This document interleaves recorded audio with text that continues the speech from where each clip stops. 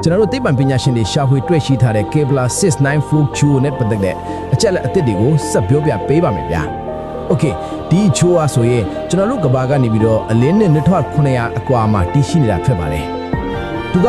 ကဘာနဲ့ဆင်တူးတဲ့ကြောက်ဆောင်ချိုးကလုံးဖြစ်ပေမဲ့ကဘာထက်အရွယ်အစားအဖြစ်80ရာခိုင်နှုန်းခန့်ပိုကြီးပါတယ်။ဒါပြင်ကျထုကလည်းကဘာထက်4စာနီးပါးပိုများနေပါသေးတယ်။ဆက်ပြီးတော့ခမန်းချက်တွေအရဆိုရင် Kepler 694မှာ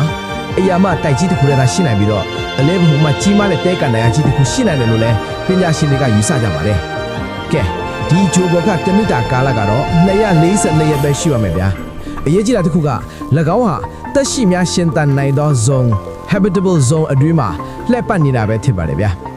နက္ခတ္တဗေဒပညာရှင်တွေရဲ့ခန့်မှန်းချက်အရဆိုရင် Kepler 694ဟာနှစ်ပေါင်း10ဘီလီယံခန့်တက်တန်းရှိပြီလို့ဆိုပါတယ်။ဒါကြောင့်ဒီဂျိုဟာတက်ရှိနေထိုင်ဖို့အတွက်တင့်တော်တဲ့နှစ်ပေါင်း9ဘီလီယံကနေ10ဘီလီယံခန့်ကြားထဲကတချင်းကားလိုက်တစ်ခုမှာရှိနေတယ်လို့ခန့်မှန်းရပါတယ်။ဒီခန့်မှန်းချက်ဟာကမ္ဘာပေါ်မှာလွန်ခဲ့တဲ့နှစ်ပေါင်း3လက်တမှ9ဘီလီယံခန့်ကလေးကစတင်ပေါက်ဖွားခဲ့တဲ့တက်ရှိမျိုးစုံကိုကိုးကားပြီးတော့တွက်ချက်ထားခြင်းဖြစ်ပါတယ်ဗျာ။လူသားတွေနေထိုင်ဖို့ဖြစ်နိုင်ပါမလားပေါ့။အဖြေကတော့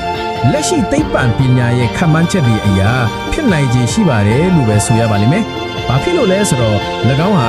တက်ရှိပြီးရှင်သန်နိုင်တဲ့ဇုံထဲမှာလဲပတ်နေလို့ပဲဖြစ်ပါတယ်။ဒါပေမဲ့စဉ်းစားရမယ့်အချက်တွေလည်းရှိနေပါသေးတယ်ဗျာ။ဒီလိုဆွဲအားပြင်းထန်မှုကြောင့်လူသားတွေအတွက်လှုပ်ရှားသွားလာဖို့နဲ့ရေရှည်နေထိုင်ဖို့ကစိန်ခေါ်မှုတွေအများကြီးရှိလာနိုင်ပါတယ်။ဒါကြောင့်တက်ရှိပြီးရှိနေနိုင်ပေမဲ့လူသားတွေအလွယ်တကူပြောင်းရွှေ့နေထိုင်ဖို့အထက်ကတော့နောက်ထပ်အချက်အလက်တွေနဲ့ဤပညာတွေလိုအပ်နေပါသေးကြောင်းတင်ဆက်သိလိုက်ရပါတယ်ခင်ဗျာ။